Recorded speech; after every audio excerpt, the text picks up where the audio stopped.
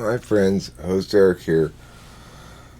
Host of Talking with Famous People. I thought I'd read this and a couple of other interesting questions that I remembered making for, or I didn't make all these questions. I made this question for for the school I used to be the director of, and I made all the curriculum for it and stuff.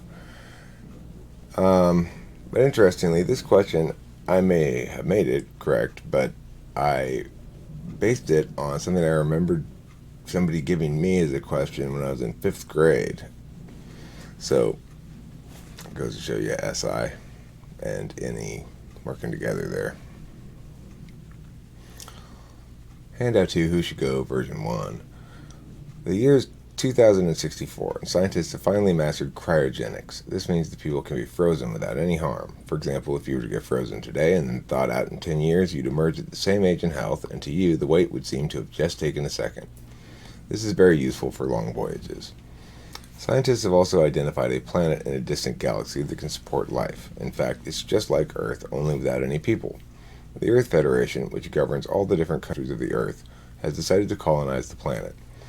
The problem is it will take 200 years to get there on the fastest spaceship. They have only one of these fast spaceships, and it's not nearly big enough. It will take 10 more years to build a big enough fast spaceship to hold all the colonist families. So the Earth Federation has decided to send a small group now on the fast spaceship to get the new society set up in advance. They can only send 5 people on this advanced team because the fast spaceship will be so full of supplies. These 5 people will write the laws and determine how the new society will function. They will be there by themselves for 10 years, so they need to be capable of taking care of themselves, and the planet is nothing but wilderness. They've narrowed it down to 8 choices. I should note, the one I took as a kid didn't have any of this stuff in it. It was just, as I recall it was, which people do you save out of this group of people from, I mean, it's kind of morbid, but I think it was like, only save some of these people from dying. But this one is not, is designed to be a little bit, I mean, I've made it for kids, so, I decided to be less morbid than that. Okay, so number 1, Manny, a farmer. Number 2, Norton, a fireman. Number 3, Oliver, a construction worker. Number 4, Paula, a college professor. Number 5, Quinn, a high school football player. Number 6, Regina, an elementary school teacher. Number 7, Sue, a businessman. And number 8, Tara, a housewife. You have the final say. Which 5 people will begin the new colony and which 3 will be left behind? Rank the 8 individuals in order 1 through 8. Use 1 for the person you most want to go and 8 for the person you least want to go. Alright, so this is one of 2 versions of this. And I'm not exactly sure where the other version is. It took me a while to find these kind of things. The idea here is that it tells us something about the value of the person, the values of the person. Who do they think? How do they think about this problem? Like, it says at the end, these 5 people will write the laws and determine how the new society will function. They will be there by themselves for 10 years, so they'll need to be able to take care of themselves, and the planet is nothing but wilderness. They do have a lot of supplies going with them, though. It narrowed it down to 8 choices. Why they picked these people, I do not know. Yeah, so, well, farmer seems an obvious choice, They are going to have to take care of themselves, but they do have a lot of supplies. Fireman? Why? Because he's strong? Construction worker? Knows how to build shit? College professor? Okay, well, that's for writing the laws, maybe. Football player? What are you going to do with that? An elementary school teacher? Businessman? None of these people are good choices, really, except for farmer, maybe, right? Construction worker, maybe for the utility of them. College professor for the laws, I guess, but that assumes that more intellectual people are going to be better at making laws, and it's not the case at all. And so it kind of tells you, I guess, what in general you value, since none of them are particularly good choices in any meaningful sense. If I were going to going to pick 8 from here. I'd take the housewife, the construction worker, farmer, the high school kid, and the... Is that 5? I don't know. It's an interesting question, and it's interesting mostly to hear why people choose the ones that they choose and what specific things they're focusing on as needs to be get accomplished. In other words, you have to conceive of what would need to be accomplished. Think about the skills that these people bring, etc.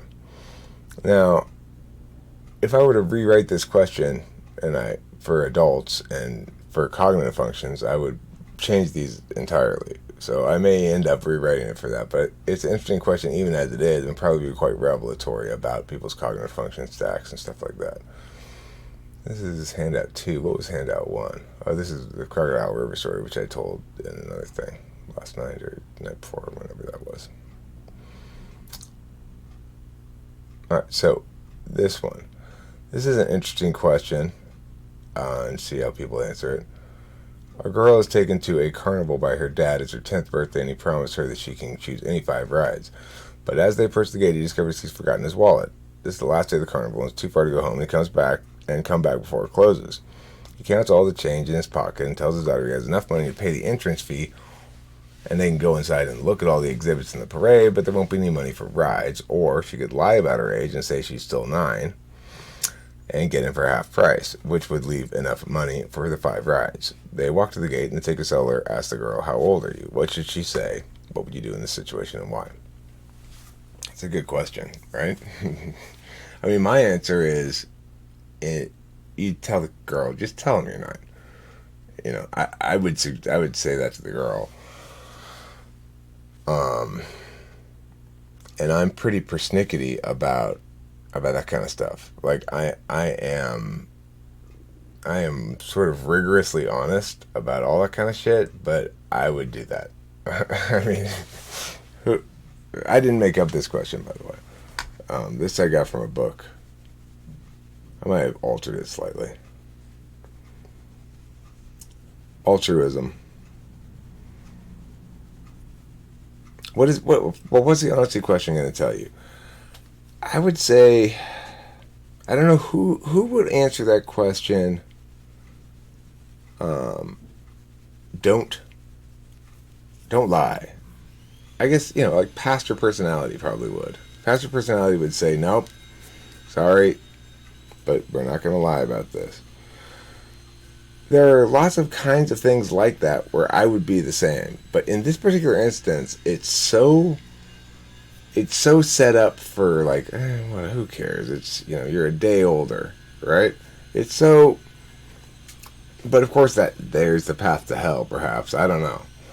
All right, let's look at the altruism one. You're spending the afternoon with Dan, a friend of yours who isn't very popular. Dan's scheduled to go home at 4 p.m. A popular friend, Steve, calls you at 3 p.m. and invites you to come along with a group of other popular kids to see a movie that starts at 5 p.m. You'd like your unpopular friend to come along, but Steve says he's not invited. You believe this is wrong. You think Dan would like to go, and that there is no reason to exclude him from the group. However, Dan doesn't know about the movie and is scheduled to go home before the movie, so you don't have to ditch Dan to see the movie. Given that you think it's wrong to exclude Dan, is it still okay for you to go? Should you participate in something you find objectionable, provided you don't participate in the objectionable part? Who has moral culpability? If you disagree with the decision to exclude one of the kids, but don't take any action to change it and go to the movie, have you done something immoral? So this is another one I got from a book, but fixed it. Like I can see a lot of I added some shit to make sure that all the mechanics of it works right. That's an interesting question, I think.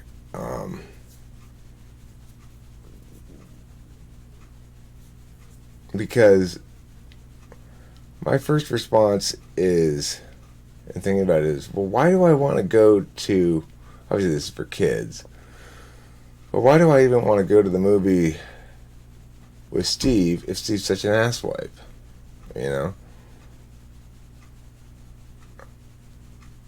Oh, Dan can't go.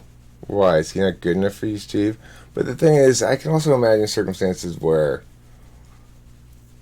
or it's more complicated than that, right? Like,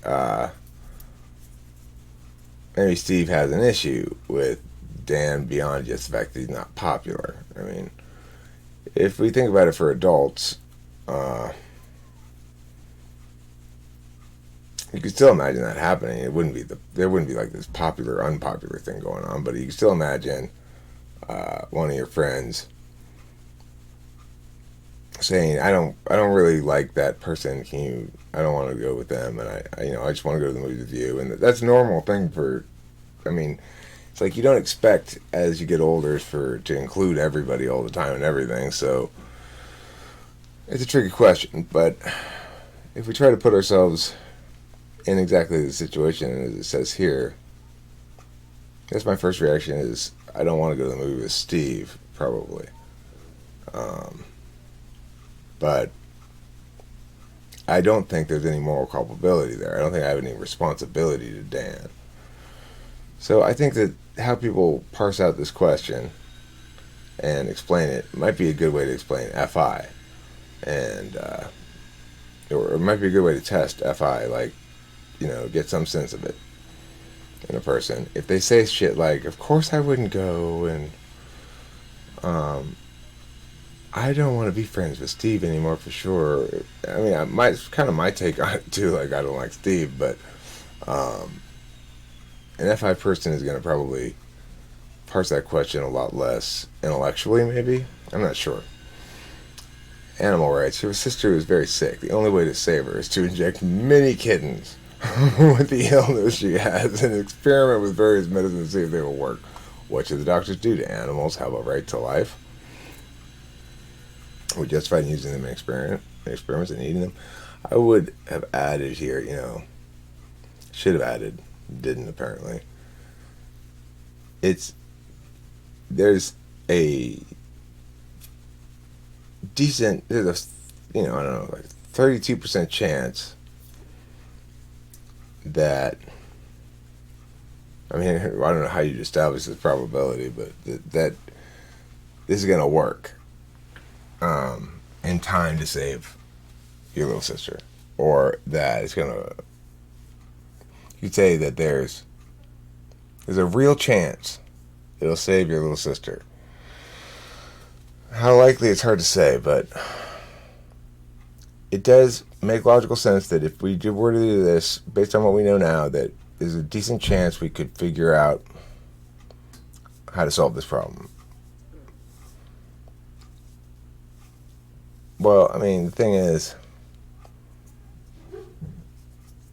whether or not it's your little sister who's sick, and what impact that has on you in the equation, I guess would be indicative of FI. So is the injection of the kittens, though. So it's like strange disease. Oh, Jesus. There's no other way to test this thing. We gotta maim a bunch of kittens. Are you sure we can't test it on, like, rats or something? No, won't work. We gotta cruelly maim these kittens. It's the only way to test this medicine. We gotta check the medicine's workingness against the anguished meows of these kittens.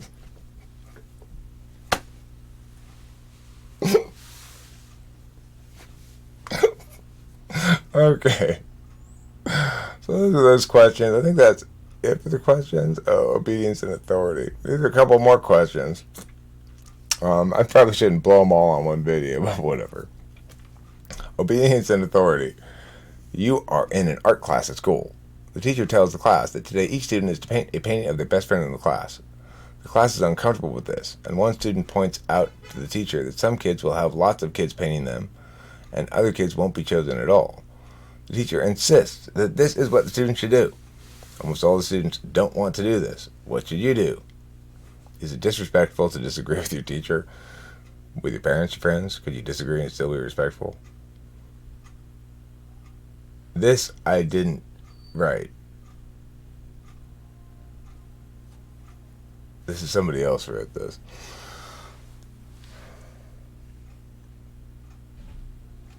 I don't know why. I mean, maybe I wrote it because it's like it's formatted like I wrote it. I can't imagine I would have even included it. I must have copy and pasted it. That's what must have happened.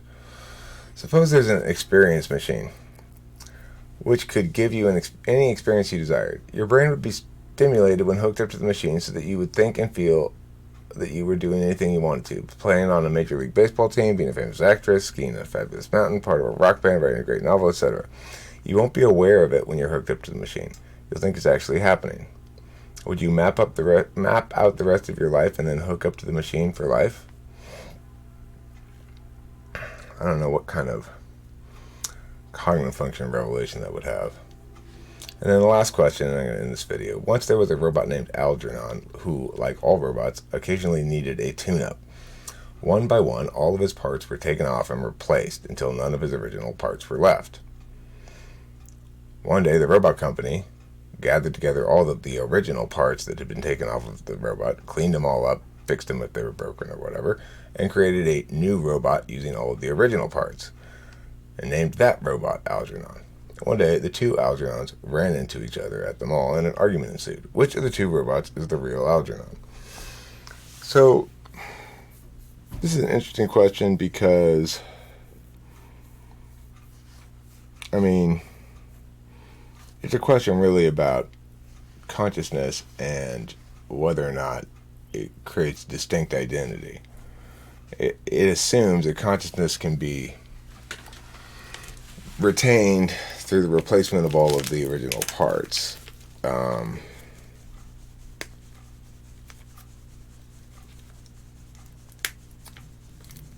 And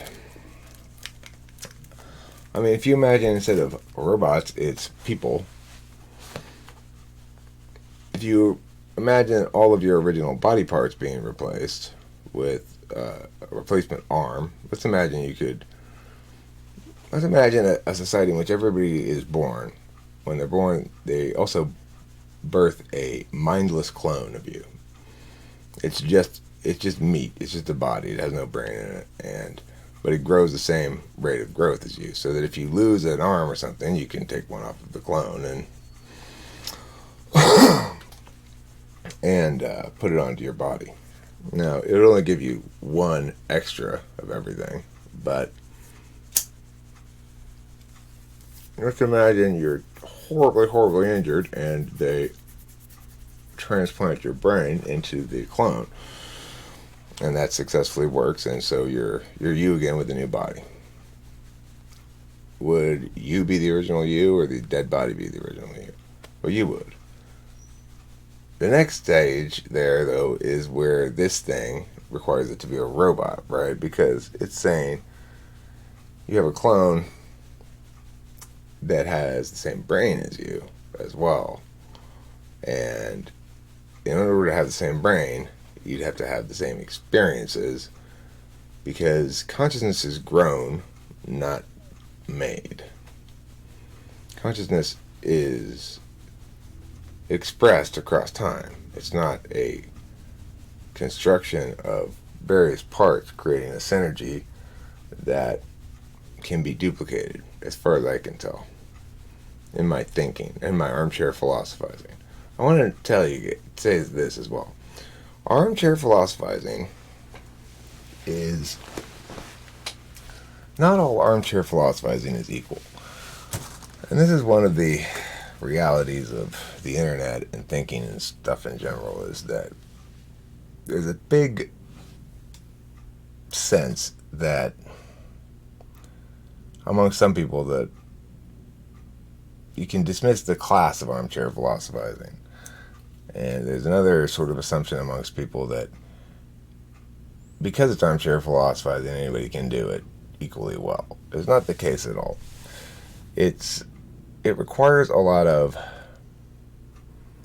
deftness and thinking and a lot of TI, because I got a document from a lady, and she wanted me to check it out, and it was It was some various armchair philosophizing of the sort that I do as well. And I liked a lot of it. I liked a lot of what she had to say about FI and FE. She's an FI user, I think. And but then at the end of it, there was a critique of the mechanics, sort of my explanation of objectivity, subjectivity, and stuff. But mechanics are complicated. You can't just you got to have all the pieces work with each other. You can't just throw shit out there and be like, without defining terms. And anyway, the end of this video. And let's see, what does Azusa Healing Church have to say? It says, buy one, get one free OC Farm double dab with text. Must show text, no stacking deals. Azusa Healing Church deals? You don't even got any deals. You're a shitty ass weed store. Don't go there anymore. Go to Weedmart instead. It's a much better weed store. Okay, don't forget to eat a pen and peas.